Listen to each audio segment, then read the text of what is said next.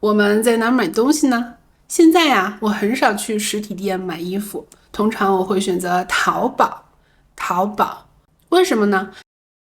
因为淘宝的快递速度很快，而且比价非常方便，不仅质量好，价格也便宜，还有特别的服务，无理由退货。如果不合适，直接退掉就行了，既省心又省力。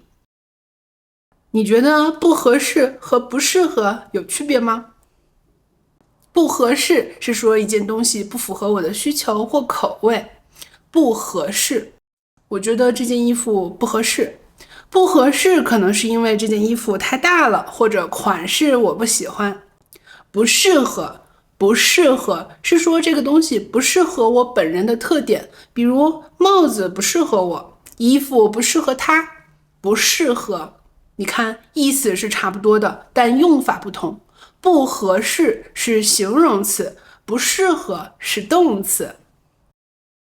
除了衣服，我也会经常在网上买食物。中国有很多特色美食，比如新疆的奶酪包、内蒙的牛奶、牛羊肉，还有潮汕的鱼丸、牛丸，云南和广西的热带水果，这些也是能在线上买到的。因为这些食物都是由冷链来配送的，冷链包装里有冰块，能保证食物的新鲜。通常配送时间是2天，如果是同城，在大城市下单，甚至当天就能送到。我们的外卖配送也比较高效，可能是因为人工成本低，送餐员也比较多。另外，有很多地方都有仓储中心，在网上可以灵活的调货，所以效率比较高，通常30分钟就能送到。不过外卖会显得没有那么健康，因为有预制菜呀，还有添加了很多科技狠活。科技狠活是什么意思呢？它是说一些不恰当的食品添加剂，对身体不太好。科技狠活，所以我平时更喜欢自己做饭，偶尔才会点外卖。不要去外面吃，都是科技狠活，我们常常会这样说。接下来我们去看看实体店购物的时候会遇到哪些常用的对话，比如去商场买东西，通常会遇到哪些场景呢？服务员可能会问你：您好，请问有什么需要帮助吗？您好，您要找什么？你可以回答说：我自己看一下，谢谢。我自己看一下，谢谢。或者问他：我想找一下什么什么，我想找一下什么什么。接下来我们看上了一件衣服，售货员可能会说：可以试穿哦，可以试穿哦。如果他没有说，你可以问他：请问这件衣服可以试穿吗？请问这件衣服可以试穿吗？实体店的优势之一呀，就是可以试穿。有些人还有这样的习惯，去实体店试穿衣服，然后拍照回家来在网上买。现在实体店的生意越来越难做了，而有一些小店，它虽然没有线上店铺，但是因为它质量好，还是能够坚持。这些店铺的规模不大，但是利润相对稳定。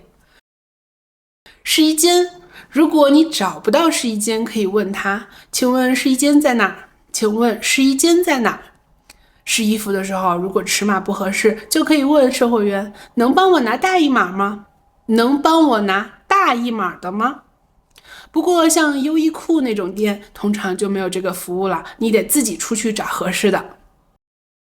接下来我们结账，收银员可能会提醒你，贴身衣物不可以退换哦。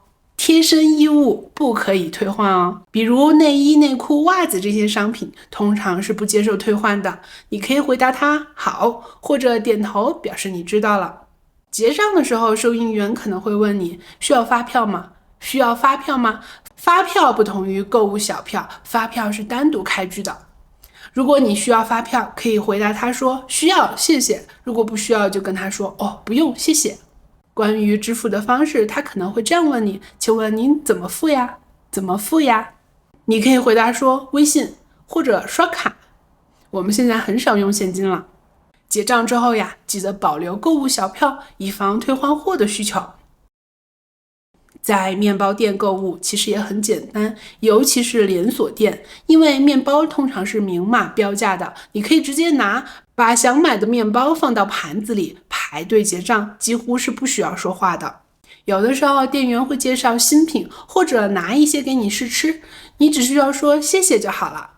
结账的时候是扫码支付，微信或支付宝都可以，还有人脸识别。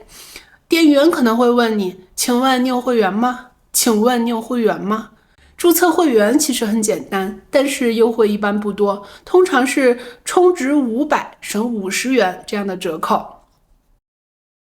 接下来我们去咖啡店，沟通可能会多一些。菜单上列出了很多咖啡的种类，像手冲的咖啡店一般会写英文，常见的中文也是从英文翻译过来的，比如美式、美式、拿铁、拿铁、摩卡、摩卡。